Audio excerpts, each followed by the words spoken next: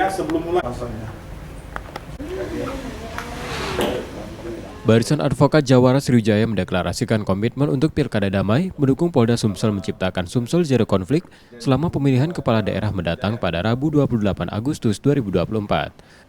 Deklarasi ini menandai partisipasi aktif mereka dalam proses pemilihan dengan memberikan edukasi kepada pendukung masing-masing pasangan calon kepala daerah. Tujuannya mencegah perpecahan di masyarakat dan memastikan pemilihan berlangsung harmonis.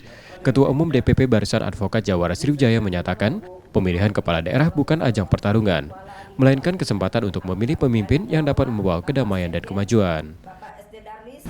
Tentu saja kami sebagai masyarakat, warga negara yang patuh akan hukum, akan ikut di dalam proses, akan menyemarakan, akan bergembira dengan pesta rakyat di daerah ini.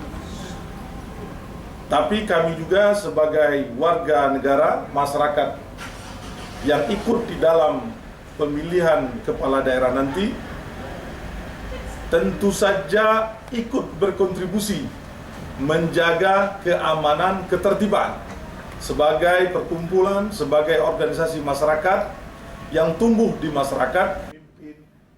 Dengan deklarasi Pilkada Damai ini, mereka berharap dapat memotivasi masyarakat untuk bersama-sama mengawal pesta demokrasi dengan sukacita, tanpa saling menghujat atau menjatuhkan satu sama lain.